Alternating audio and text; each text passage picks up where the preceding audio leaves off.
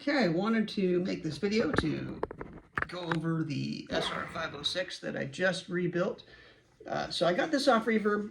It ended up being not really as described, and I ended up getting a different 6-string bass just because I wanted a 6-string bass. But I was able to work out a deal with the seller and decided to keep it with the main intent of just rebuilding it. Obviously the 506 is a fretted bass. And, so I wanted a project where I could defret it. So I have my nice fretted bass, and then I have this new one that I just defretted. So let's go over it. So the Sr506 is like a brown color. If you ever see them, you can just Google them. Most of them have like really jank finish kind of up in this region. I think just for whatever reason, whatever finish that Ivan has decided to use just kind of falls apart over the years. So this thing's from 2007, so it's, approaching 2 decades old. Anyway, so I refinished it, completely sanded it down. I used this green water-based finish, and then coated it with that Minwax tongue oil product, which is not actual tongue oil, but, it was exactly what I wanted. Something that would harden quickly and be a nice hard coat. Anyway, so that's the body. Then the neck, you can see I have pulled off all the frets.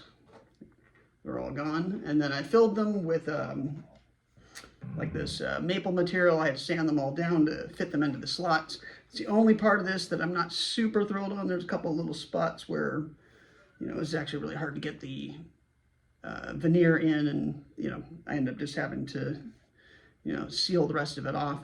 But anyways, yeah, so it's all been defretted. On the side, I took out the side markers and replaced them at the fret with abalone inlay.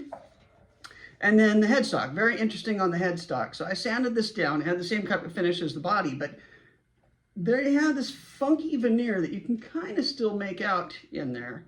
So once I started sanding, by the time I started getting the coating off, I ended up with like this part of the way through the veneer, and it's like this white wood. So I wasn't quite sure what to do, but I decided to just give it a go. I put some of the green stain on. It kind of turned out funky, so I put some black stain on, and then like the mix kind of worked for me, so I stuck with that. Everything's been completely finished with that Minwax product. I didn't line the neck. I didn't put epoxy or CA glue. I just left it completely as is. And so it's just been oiled. It has like, 7 or 8 coats of it. And then, of course, there's the back. I just rewired this thing last night, so it's got the original electronics in it. And let's take it for a test drive. So, here, let me turn up the volume.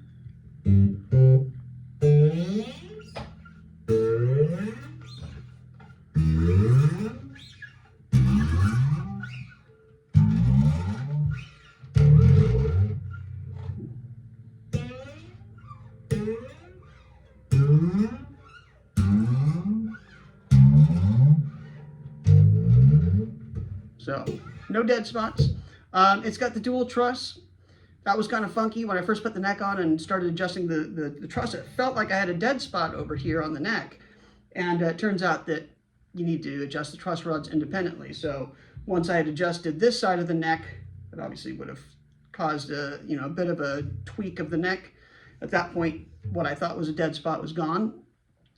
So I have adjusted the neck. Had to do a bunch of work on the saddles to get them lined up. I haven't filed down the nut yet. I wanted to kind of get everything situated before I start messing with that, but that's it. Oh, the only replacement equipment I actually needed, I needed new tuning pegs.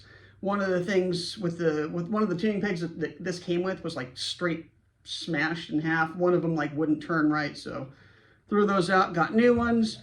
But otherwise, I was able to get the bridge kind of back in order. I did replace the potentiometers, but otherwise everything's original. So that's it.